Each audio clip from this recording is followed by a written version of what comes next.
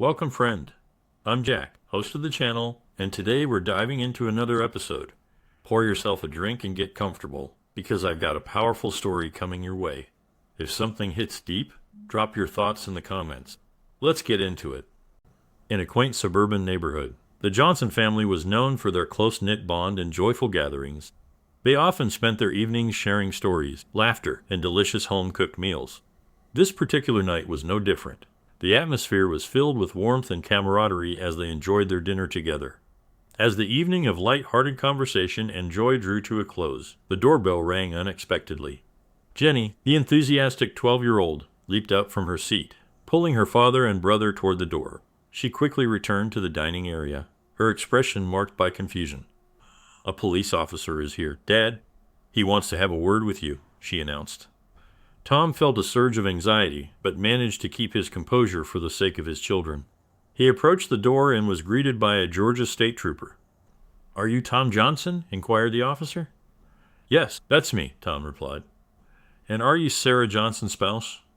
With a nod from Tom, the trooper glanced at the children and requested, "Could we talk in private, Mr. Johnson?" Tom felt his throat tighten and cleared it before speaking. "Brian, Jenny, go to your rooms. I need to talk to the officer alone."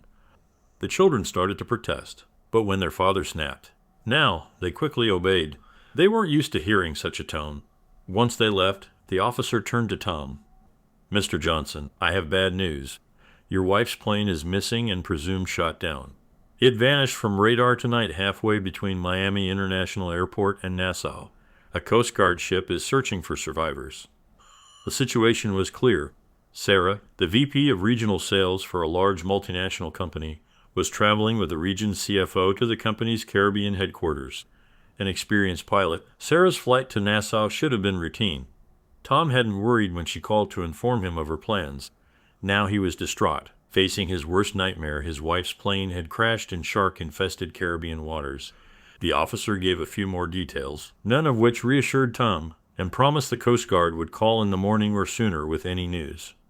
As soon as the officer left, Brian and Jenny rushed to Tom, their faces full of concern, asking questions he couldn't answer. He knew they'd been eavesdropping. They huddled together, trying to console one another. Jenny started crying, and Brian's eyes reddened. Tom tried to stay composed for his children, but inside he was furious. They couldn't focus on dishes or homework and spent the evening clinging to each other. Though it was past their bedtime, they waited for a call that never came. Finally, exhausted and scared, the three of them fell asleep together in Tom's bed for the first time since the kids were little. The next morning, while attempting to eat breakfast, a Coast Guard representative called. Any hope was quickly dashed when they reported no findings. Tom called the children's school principal to explain their absence, then found Brian and Jenny watching CNN's coverage of the missing plane. Unsure if he should let them watch, the phone rang again, starting a cascade of calls. Sarah's parents and his own were the first, all trying to sound optimistic despite their worry. Tom promised to update them with any news.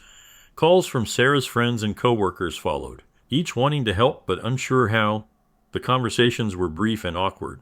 The hardest calls were from the media. Caught off guard, Tom talked longer than he wanted with a reporter from the Journal-Constitution. Realizing the pattern, he started screening calls, answering only those from loved ones. Neighbors and friends began arriving with condolences and food. Initially, Tom appreciated the meals, lacking energy to cook, but soon they had more than they could eat. Each dish, a Southern tradition to show concern, became a painful reminder of his likely loss. The next few days were horrible. The Johnsons, practically prisoners in their home, avoided people and clung to the hope of news from the Coast Guard. Tom called the Miami office daily, but the reports were always negative. 5 days later, a Coast Guard officer called with the dreaded news wreckage of Sarah's plane was found with no sign of survivors. "I'm sorry, sir," the officer concluded, "but we have to stop search and rescue efforts." Tom wanted to hide and mourn alone, but there was no chance for that. He faced an overwhelming list of responsibilities, starting with breaking the sad news to Brian and Jenny and comforting them. Once they calmed down, he had to call family and friends, arrange a memorial service, and write an obituary. By the end, Tom was exhausted. The family endured the service and began the slow process of returning to normal life. The children went back to school, which helped a bit, but Tom struggled with new responsibilities. On a friend's advice, he contacted a lawyer about legal matters and was shocked to learn he needed a death certificate. But her plane crashed at sea, Tom protested. I know, the lawyer said, but without a body, the court must issue an official statement. Do I really have to wait 7 years? No, the lawyer assured him. Cases like this usually resolve quickly. I'll draft a petition and help you amend other documents like bank accounts, mortgages, and insurance. Tom, overwhelmed, knew he also had to contact his wife's company about benefits. He dreaded calling the widow of John Davis, the CFO on the plane with Sarah. Though Tom disliked Davis, he felt it was his duty. When he called, Amanda Davis was already waiting. As they exchanged condolences, Tom realized she understood his grief. She asked, How are you, Tom? It's hard, Amanda. I can't accept she's gone. Everything reminds me of her. I keep thinking I see her in crowds. He looked at the floor, overcome with emotion.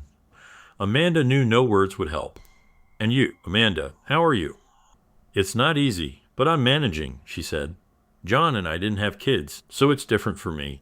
We didn't get along before this. If he hadn't died, we were headed for divorce. I'm sorry to hear that, Tom said sympathetically. One moment I'm relieved I don't have to deal with his affairs, and the next I feel guilty for not being sadder. But some part of me still misses him. Will you be okay financially? Tom asked. I'll manage. The company insured John's life, so I'll get twice the face value, but he made bad investments, and we lost a lot of money. Tom wasn't surprised by John Davis's behavior. Amanda's mention of company-paid life insurance reminded him to contact Sarah's benefits department. After chatting a bit longer, Tom rose to leave. Amanda, I'm sorry, but I have to go. Brian and Jenny will be out of school soon, and I need to pick them up. Please keep in touch, and if you need anything, even just to talk, call me. When Tom arrived home with Brian and Jenny, he was surprised to see a car parked outside. Leading the children through the garage, the doorbell rang. Outside stood a man in his 50s and a young woman in business attire. I'm Special Agent Harold Barnes, and this is Special Agent Celia Murray. We're with the Georgia Bureau of Investigation. We'd like to ask you some questions about your wife's disappearance. Jenny clung to her father's waist, tears soaking his shirt. What does that mean? Tom demanded angrily. Agent Murray intervened. I'm sorry we upset your daughter, Mr. Johnson. We're just doing a routine check related to your application for Mrs. Johnson's death certificate. We can come back later if you prefer. Tom reassured his daughter. It's okay, sweetheart. Nothing bad happened. Agent Murray knelt and offered Jenny a napkin, which she hesitantly took to wipe her eyes. Tom then sent Jenny to her room to do her homework. Turning to the agent, Tom said, If it won't take long, let's get it over with. They moved to the living room and sat around the coffee table. We need some information about your wife, Agent Barnes began. How long were you married? Since 1990, right after we graduated from the University of Georgia, Tom replied, recalling the beautiful brunette he had married. And she worked for the International Marketing Corporation until she disappeared. Yes, she was the VP of Sales for the Southeastern US. Why would she go to the Bahamas? Agent Murray asked. The Southeast region included Puerto Rico and the Caribbean. Their Caribbean headquarters was in Nassau, so Sarah often flew there. Sarah? The woman inquired. Sarah was my pet name for her, Tom said softly. Agent Murray patted him on the shoulder. It's okay, Mr. Johnson. I know this is hard. Agent Barnes changed the subject. Did your wife normally fly her own plane for business trips? Yes. Her father was a pilot, and she got her license young. She preferred flying herself to stay independent of commercial airline schedules. What about you, Mr. Johnson? What do you do? I'm a house husband, Tom smiled.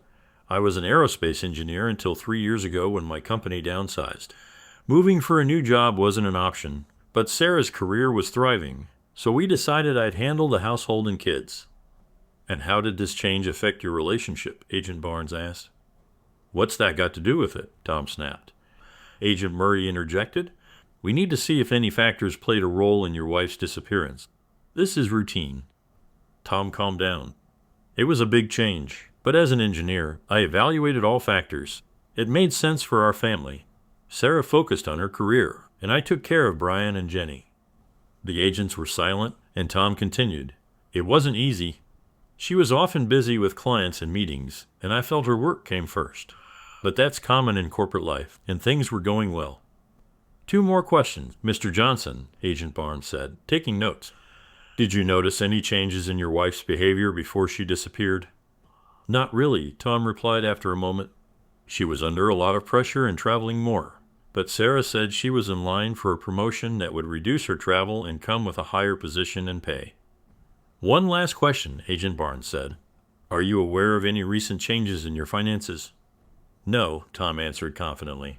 I manage our finances and haven't noticed anything unusual. Agent Murray handed Tom her card. Thank you, Mr. Johnson. If you think of anything else, please call me. The agents left, and Tom checked on his children, who were busy with homework. They're strong kids, he thought. They've been through a lot and are holding up well. The next day, Tom visited IMC headquarters to discuss Sarah's benefits. The head of the department expressed condolences and handed him a box of Sarah's belongings, including a family portrait. A specialist reviewed Sarah's 401k account with Tom, revealing it was much higher than expected due to increased contributions. The specialist advised him to transfer the funds to his own IRA for easier management. Tom also learned about the substantial insurance benefit Sarah had chosen, which would provide her income for almost 4 years. The insurance company will pay annually to minimize taxes, the specialist explained, contingent on receiving Sarah's death certificate. After meeting with the GBI agents, Tom was confident it would arrive soon. Relieved, he realized he wouldn't need to find a job immediately. Thank you, Sarah, he whispered. A few days later, as Tom prepared dinner, the doorbell rang. Special Agent Murray stood there and informed him the investigation was complete and the death certificate issued. Tom sighed in relief. Suddenly, Jenny's panicked cry came from the back of the house. Daddy, help me. Tom rushed to her room with Agent Murray following. Jenny was staring at a large red stain on her jeans. I'm bleeding. Daddy, she cried. What happened, Jenny? Tom asked, horrified. Agent Murray stepped in. Let me handle this, she said firmly, pushing Tom toward the door. Wait in the living room. After 15 anxious minutes, Celia emerged. Jenny's fine. You need to go to the store and buy sanitary napkins. Get the smallest size. I'll take care of Jenny and explain to Bobby. You go to the store and hurry back, she insisted. On the way, Tom realized Jenny was menstruating. He berated himself for not having talked to her about growing up. Oh, Sarah, I need you more than ever, Tom thought. When he got home, Celia met him at the door and took the package. You did good, Daddy, she said, smiling. She went into Jenny's room. After 30 minutes, Celia reappeared, hugging Jenny. Tom knelt and hugged his daughter. Oh, honey, I'm so sorry. I should have talked to you about this earlier. It's all right, Daddy, Jenny said. I just got scared. Celia explained it all to me. Now I know what to do. She held Celia's hand, and Tom realized his daughter had made a new friend. He turned to Celia. Thank you. It's good you were here. I'm not great with girls. Celia smiled, but Bobby interrupted. Does this mean we won't have dinner tonight? I'm starving. Jenny shrieked, but Tom held her back. Bobby, if you talk to your sister like that again, you'll go to bed hungry, Tom warned. Now go wash your hands and set the table. He turned to Celia. Please join us for dinner. Celia hesitated, but Jenny tugged her arm. Please, Celia, stay. Celia smiled and agreed. At dinner, the kids bombarded Celia with questions about law enforcement. Tom was amused and relieved to see his children coming out of their sorrow. After dinner, Tom offered Celia coffee. You seem comfortable with kids. Do you work with them often? He asked. I come from a big family, 2 brothers and 3 sisters. I was the oldest, so I was like a second mom, Celia explained. That's why I knew what to do with Jenny. I helped my sisters through puberty. Tom grinned. I'm glad you were here. I wouldn't have known how to calm Jenny. Celia's expression turned serious. How are they coping with their mother's loss? Tom sighed. Jenny is very clingy, and Brian is moody and withdrawn. I don't know if it's because of Sarah's death or his teenage years. Celia looked at him sympathetically. You're doing a great job. It will take time for all of you. She stood up. I've intruded long enough.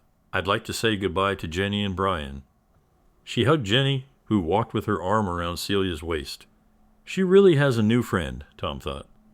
A few days later, a package arrived for Jenny, a pink stuffed elephant and a note from Celia. Tom was puzzled by the choice, but was surprised to see it take a prominent place on Jenny's bed. I guess she still has a little girl in her, he admitted. He called Celia to thank her. Celia was pleased and asked Tom to keep in touch. Weeks later, Brian's teacher called to discuss discipline problems. Tom scheduled a meeting for the next day, but decided not to tell Brian until he knew more. Mrs. Sanchez, the homeroom teacher, told Tom that Brian's behavior had worsened over the past few months. At first, I didn't want to say anything because I know he's been through a lot, the teacher explained. But it seems to be getting worse. He's distracted, not doing homework, and not paying attention in class. If this continues, his grades will drop significantly. Tom was concerned. How much of this is just being a teenager, he asked. It's a difficult age, especially for boys, she replied. But I think his mother's death is affecting him more than he admits. You might want to see a psychologist. Tom thanked her and waited anxiously for the kids to finish gym class, determined to talk to Brian. He sent Jenny to her room for homework and took Brian to the master bedroom. Seeing his father's serious expression, Brian knew he was in trouble. Tom recounted the teacher's concerns. What's going on, Brian? Why are you acting like this? Tom demanded. Just because, Brian muttered. Don't you care about your grades? Tom pressed. Not really, Brian replied sullenly. Annoyed by his son's unresponsiveness, Tom tried to shame him. What would your mother think? Who cares? She was a liar, Brian shouted angrily. Shocked, Tom grabbed his son. Don't talk about your mother like that. How can you say that? Brian whispered, I saw her with another man. Brian collapsed onto the bed, sobbing. Tom sat next to him, holding him. It's okay, he repeated, trying to calm him. When Brian's crying subsided, Tom asked gently, Tell me what you saw. It was last fall. I forgot my homework and sneaked home. I heard my mom come in and hid. I heard a man's voice. They went to your room, and when I looked in, they were on the bed. Brian's words tumbled out, and he burst into tears again. Why did she do that, Daddy? How could she be such a liar? Tom felt numb, but focused on comforting Brian. Sometimes people make mistakes. It doesn't mean we don't love them. Your mother loved you and Jenny very much. Remember the good things about her. Tom talked to Brian until he calmed down, then sent him to do homework. He asked Brian not to tell Jenny, and Brian promised. The rest of the evening passed quietly. After the kids went to bed, Tom grappled with his emotions. At first, he wanted to deny what Brian had seen, but he knew his son was too upset to have misunderstood. Tom felt betrayed. How could Sarah have cheated on him? Who was the man? How long had it been going on? Losing her in a plane crash was hard, but realizing he lost her long before was devastating. He couldn't sleep that night. The next day, Tom went to the gym, hoping exercise would distract him. But while on the treadmill, his thoughts returned to Sarah's infidelity. How could she do that in our bed? It must have been one of those days when I went to the gym, he realized. His habitual routine had made it easy for her to plan. If she planned her meetings around my schedule, it wasn't sudden. How often did she meet him? Her travel could have interfered. Each question led to more misery. Tom tried to act normal around Brian and Jenny, but he was suffering. He went to the pharmacy for antacids. Having never had stomach problems before, he had no one to talk to about his discovery. Telling his parents or Sarah's family would devastate them, and he didn't want neighborhood gossip or classmates teasing his kids. He felt trapped. One evening, he saw Celia Murray's business card. Desperate to share his news, he called her. Celia was pleased to hear from him, but concerned when he said he needed to talk. Are Jenny and Brian okay? She asked. They're fine, but I'm not. Can we have lunch tomorrow? She agreed and suggested a quiet place near her office. Tom felt relieved. Celia was waiting at the restaurant. Seeing his distressed face, she asked, For heaven's sake, Tom, what's wrong? You asked for more information about my wife, he began. I found out Sarah was cheating on me. Tears filled his eyes. Celia reached for his hands. Oh, Tom, that's terrible. Tell me everything. He recounted the teacher meeting, confronting Brian and Brian's revelation. Celia listened silently. Poor Brian, she said. No wonder he's struggling at school. And with her death, he's even more troubled. She squeezed Tom's hands. I can't imagine what you're going through. Did you see any signs? No, he replied. The husband is always the last to know. Our sex life declined after her promotion, but I thought it was due to her job pressure. She said things would get better, but that didn't happen. He frowned. I have no answers. Who was he? How long did it last? Did she plan to leave me? Why did she do this to us? Celia squeezed his hands again. Tom, you may never get answers. With her gone, it doesn't matter anymore. Focus on your family and yourself. I know you're right, but it hurts. I think when she stopped loving me. No, Celia said firmly. Sarah cared deeply about you and the kids. She got maximum life insurance and maxed out her 401k to ensure your future. She cared. Thank you, Celia. I'll try to remember that. As they stood to leave, he noticed neither had touched their food. I guess I'm not good lunch company. Don't worry, she replied. Skipping a meal or two is probably good for me. He looked at her and thought, she looks good to me. Stay in touch, Tom, and let me know if I can help. She kissed his cheek, and as she turned away, Tom thought he saw her blush. Back at home, Tom felt surprisingly lighter. I guess I really needed to talk it out, he thought. The following Saturday, while cleaning up storm debris in the yard, Tom noticed Jenny on the phone. He asked Brian, Did someone call? No, Brian replied. She's talking to her new best friend, Celia. Does she call Celia a lot? And what's a BFF? Oh, Dad, Brian sighed. BFF means best friend forever. Jenny looked up and asked, Daddy, can we take Celia to dinner? Let me talk to her, Tom said, taking the phone. Hi, Celia. Would you like to have dinner with us tonight? She quickly agreed. Great. See you around 6, Tom said. Turning to Jenny, he said, She's coming. Let's clean up so she doesn't think we live like pigs. Oh, Dad, do I have to? Brian complained, but started tidying up. Tom decided to make a special fish dish, which meant a trip to the grocery store. He found a nice piece of salmon, picked up dessert, a bottle of wine, and a bouquet of flowers. I guess I'm going all out, he thought. Celia arrived at 6, and Jenny welcomed her in. Even Brian made polite conversation. Tom felt a bit awkward, but Celia didn't seem to notice. She chatted with Jenny and explored her room while Tom finished dinner. The meal was a success, and Celia teased, Oh, a man who can cook. Mother warned me about you. After dinner, Celia helped with the cleanup. With the kids occupied, Tom and Celia filled their wine glasses and moved to the living room. Tom, dinner was wonderful. Thank you for inviting me. Lori wouldn't forgive me if I hadn't, Tom laughed. She's a wonderful girl, and you're doing a great job, Celia said.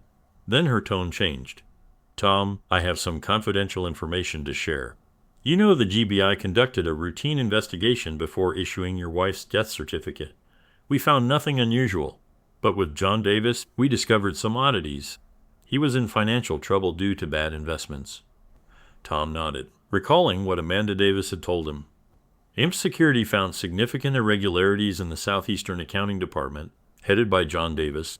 They uncovered a fraudulent billing scheme that may have embezzled millions from Amkey, and John Davis appears to have authorized it. Poor Amanda, Tom commented. She didn't deserve that. But Celia's revelation sparked new thoughts. Could Davis have caused the crash to cover his tracks? What if Sarah found out? Could he be hiding somewhere? Tom speculated. Tom, you're getting carried away, Celia cautioned. The most likely scenario is still the plane going down unexpectedly. We'll explore all possibilities, but don't jump to conclusions. Do you think Sarah was involved? Tom asked. It's unlikely, Celia replied. She had no signs of planning to abandon her family, unlike Davis, whose marriage was falling apart. Sarah's finances were in perfect order. It's just speculation. The only fact we have is the plane crashed. Tom, promise me you won't share this. It could jeopardize the investigation and my job. I understand, and I promise. But why tell me? You might hear something that helps. Promise you'll tell me immediately. No Lone Rangers, she urged. I promise, Tom replied. Besides, I enjoy our talks. Celia smiled, lighting up the room. Celia said goodbye to Brian and Jenny. Tom noticed Brian pause his game to say goodnight, a rare gesture. Jenny walked Celia to the door, securing a promise to call. Celia kissed Tom on the cheek before leaving. She likes you, Dad, Jenny said. I like her too, Tom replied, pulling Jenny close. That night, Tom lay in bed thinking over what Celia had told him and imagining various scenarios. Oh, Sarah, he thought. What have you gotten yourself into? He eventually fell into a restless sleep. A week later, While browsing sports news on his computer, Tom noticed the Facebook icon. On a whim, he clicked it. Tom rarely used Facebook except to monitor his children's activities. He insisted Brian and Jenny add him as a friend and give him their passwords, hoping to encourage them to be discreet. Logging in, Tom saw mostly uninteresting content, but noticed a friend request from Mark Thompson, a name he didn't recognize. There was no photo, just a silhouette. Clicking on the name, he found the stranger's information was only available to friends. "Hey, Brian," Tom called out. "Do we know a Mark Thompson?" "No," Brian replied. "He's been trying to friend me for weeks. I just delete his requests." Jenny peeked in. "Yeah, he tried to friend me too. He's just some creep on Facebook." Tom was concerned an unknown person wanted to contact not only him but his children too. He reassured them. "You did the right thing. Never respond to strangers online." An idea struck him. "Maybe Celia can help us find out who this Thompson is." He called her, and she answered warmly. "Hi, Tom." "Hi, Celia. Can you come over? Something strange has come up, and I need your help." "Brian and Jenny are fine, right?" she asked, concerned. "They're fine," he assured her. She promised to arrive in 45 minutes. Tom was impressed by her punctuality and neat appearance. "You look great, Celia. You didn't need to dress up for us," he said. "Thank you, Tom. I wanted to," she replied. Tom called the children over, and Brian quickly logged into their Facebook account, showing the friend request from Mark Thompson. Celia praised Brian's skills and examined the messages, but found nothing useful. "It's probably a marketing ploy," she told them. "Never share your information with strangers, okay?" The children nodded solemnly, taking her advice seriously. As it got dark, Tom suggested they go out for dinner and invited Celia to join. The kids eagerly insisted, and she agreed. They went to a casual restaurant where Celia engaged the kids in conversation. Tom realized Celia probably knew more about their lives than Sarah had. The lively chat continued during dinner and the drive home. Celia joined them inside. The kids asked Celia to watch TV with them, but she declined. "I need to talk to your daddy." She led Tom to the living room and turned serious. "I don't think those Facebook requests were a marketing ploy. The Bureau has alerts about identity theft scams, but they don't usually target kids. Someone might be trying to get your family's information." Tom felt a chill. "Who could it be? What do they want?" "I don't know. This doesn't fit any cyber fraud model I've seen," Celia said. "What can we do?" Tom asked. "Close their Facebook accounts. Maybe keep them off the internet." She thought for a moment. "If they're careful and don't communicate with strangers or click on suspicious links, they should be okay. But I have a friend in the federal government who might help. He might not find Mark Thompson, but he could trace his location. I'll call on Monday and let you know." With those words, she got up and went to her room to say good night to the children. When she returned, Tom walked her to the door. Before she opened it, he hugged her. "You've been like a guardian angel to us," he said sincerely. "I don't know what we would have done without you." She looked into his eyes for a moment and then quickly kissed him on the lips. "I don't know if I want to be an angel," she said with a wink. "They don't have much fun." She then turned and walked quickly to her car, leaving Tom standing there bewildered. True to her word, Celia called Tom late Monday morning. "Do you know anyone in Palm Beach, Florida?" she asked. "Not a soul," Tom replied. "Whoever Mark Thompson is, he created his Facebook account with a zip code starting with 334. So he's somewhere in Palm Beach County," she said. "I can't imagine why someone in Palm Beach would try to contact us," Tom said. "But at least he's not nearby. That's reassuring." "I agree," Celia said. "Besides, we've been tracking a lot of scams in South Florida, so maybe this really is some new kind of internet scam. Just make sure Brian and Jenny have nothing to do with these friend requests." "I will, Celia. And thank you. I feel so much better about the whole thing." "I'm so glad I could help, Tom." Despite what he had told Celia, Tom was not reassured at all. On the contrary, he felt like he and his children were under constant attack. First came the terrible news of Sarah's death. Then poor Brian confessed that his wife had cheated on him. Then he got word that Sarah might have been involved in some fraudulent business dealings before her death. And now some unknown person was trying to get information about his children. Tom felt like they were under siege, and he decided to fight back. His first priority was to find the enemy in Palm Beach County and confront him. But how could he do that? A quick internet search showed that the county had a population of 1.3 million. Looking for Mark Thompson would be like looking for a needle in a haystack. Besides, Tom thought, the name could easily be fake. Tom's ordered mind continued to ponder the problem. Then an idea struck him. If I can't find Thompson, maybe I can get him to find me. A plan began to form in his mind. The chances are slim, he admitted, but it's all I've got. The first thing he needed to do was to get Brian and Jenny out of the way. It was almost time for summer vacation, and that gave Tom an idea. He dialed his in-laws' number. Dad, would you and Mom like Brian and Jenny to come visit for a week? I'll need to go out of town during that time, so you'd be a big help. When the children's grandfather happily agreed and all the issues surrounding their stay were resolved, Tom hung up the phone and immediately called Delta. I'd like to book a flight to Palm Beach. His children welcomed the news of their upcoming visit to their grandparents, but their enthusiasm waned when they learned that their father would not be traveling with them. It would be the first time they would be separated since their mother's death, and the prospect brought back the fear of abandonment they had felt since then. Tom hated to cause the children any distress, but he felt that he must do what he intended, and he succeeded in persuading them. A week before their visit began, Tom started having doubts. Am I doing the right thing? He asked himself. But despite the uncertainty, the thought of doing nothing was worse.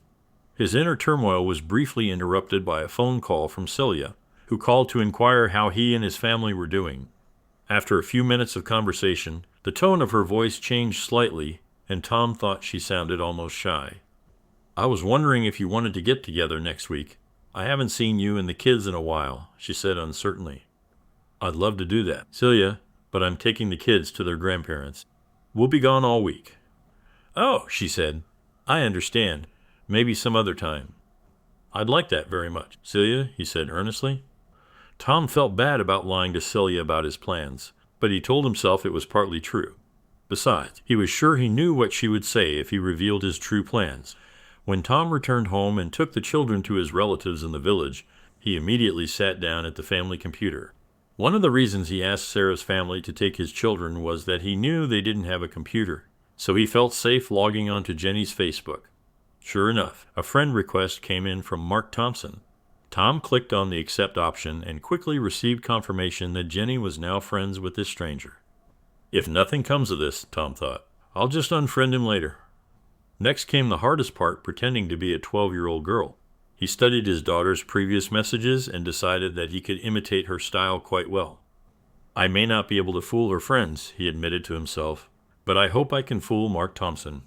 He decided that his first communication should lay the foundation and wrote a short note about her visit to the country.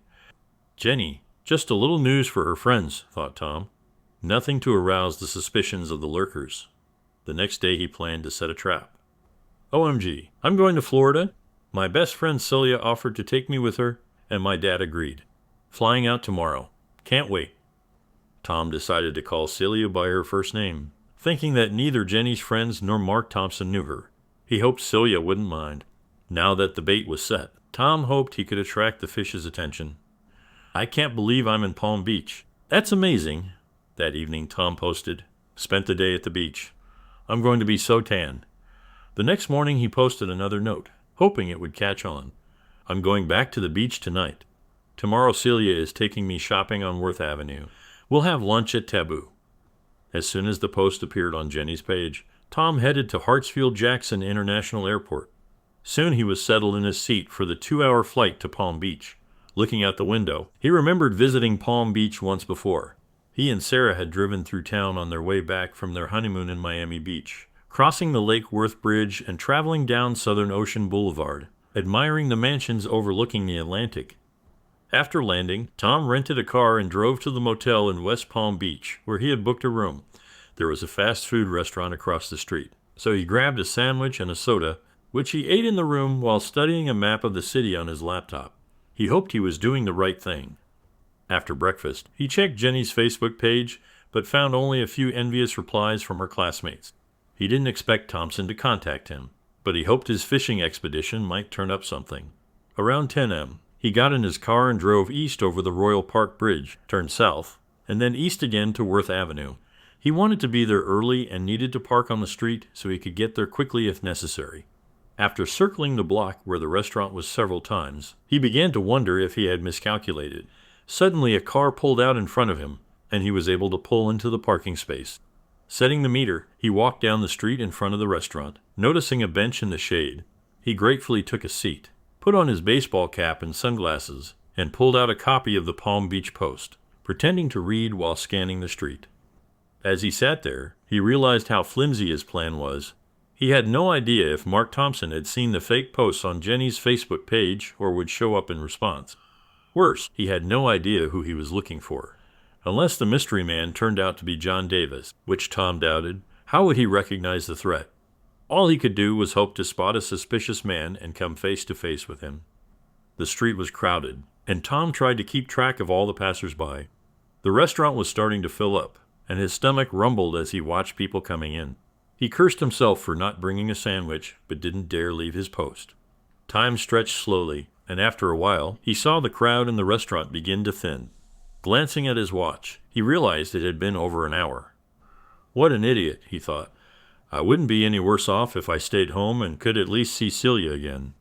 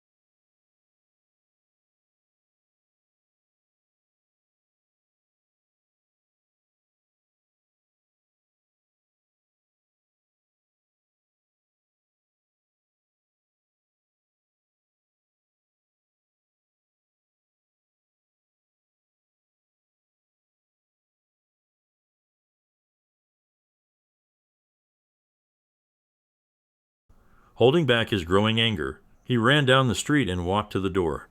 He rang the doorbell and crossed his arms, waiting. The woman opened the door, looking perplexed. Then she did a double take and shrieked, "Tom, what are you doing here?" "Hello, Sarah.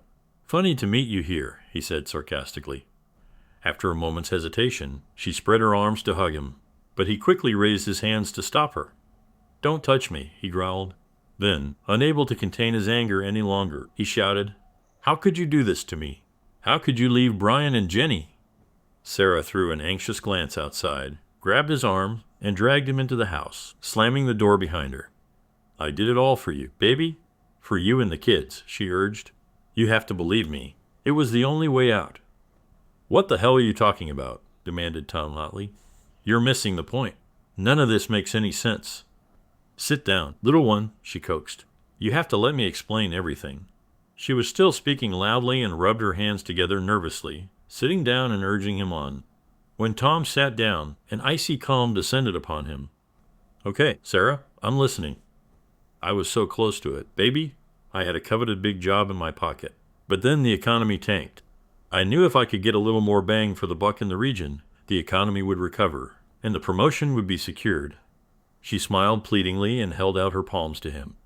Once I got this job, we'd be on easy street. No worries about paying for college for the kids. No worries about retirement. No worries ever again.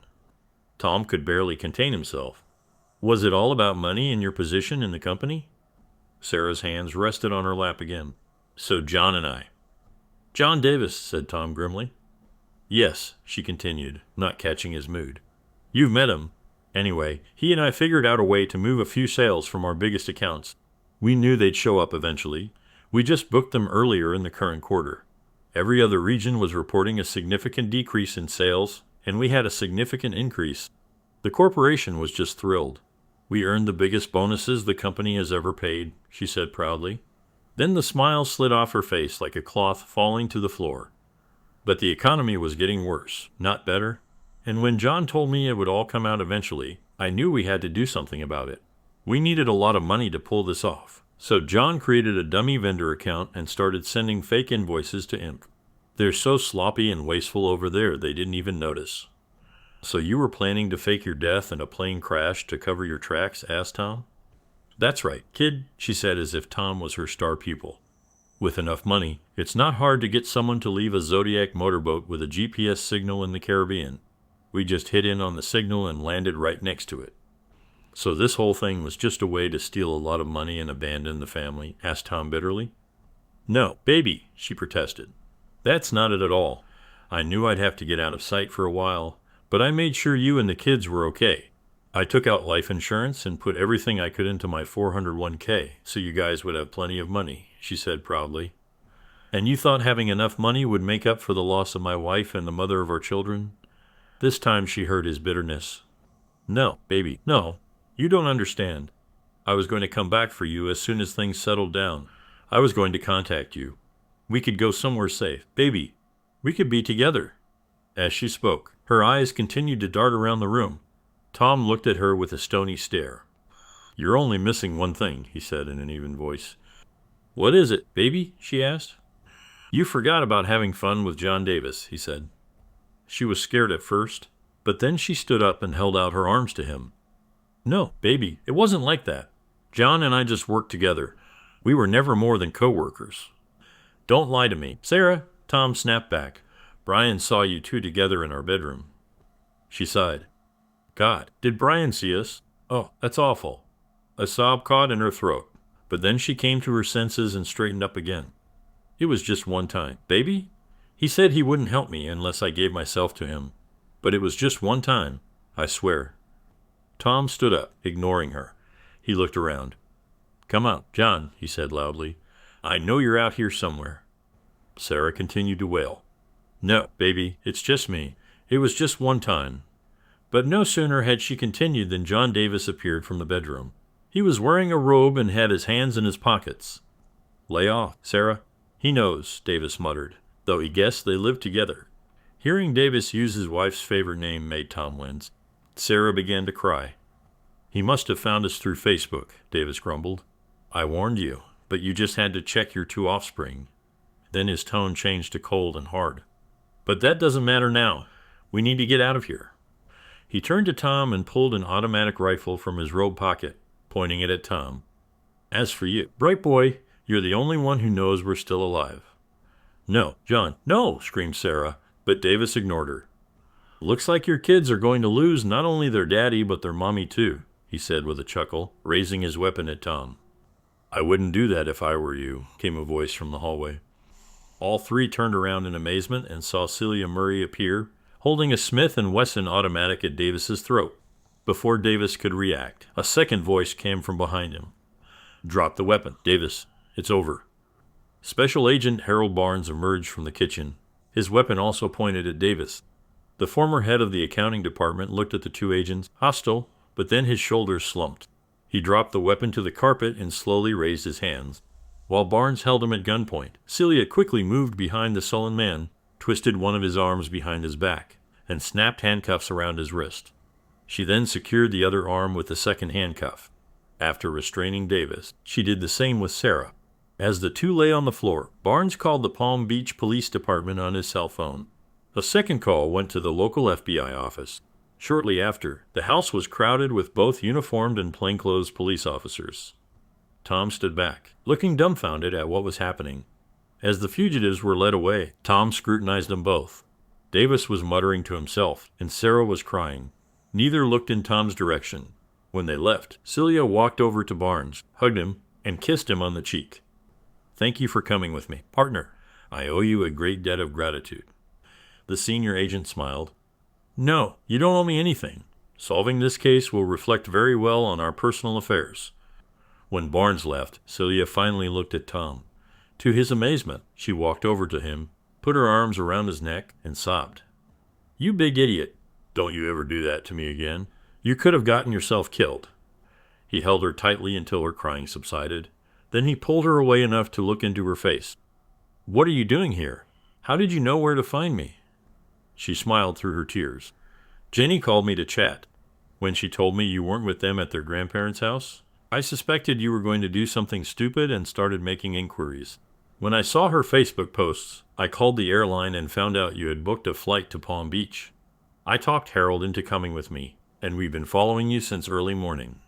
She shook her head. "We almost lost you when you took off after that cab, but Harold guessed which way you turned and was right." Tom pulled her even tighter against him. "I guess you really are my guardian angel," he said and kissed her. 2 years later, Tom pulled the collar of his coat tighter around his neck. The humidity was high, as always, and the wind off Puget Sound was cold and damp.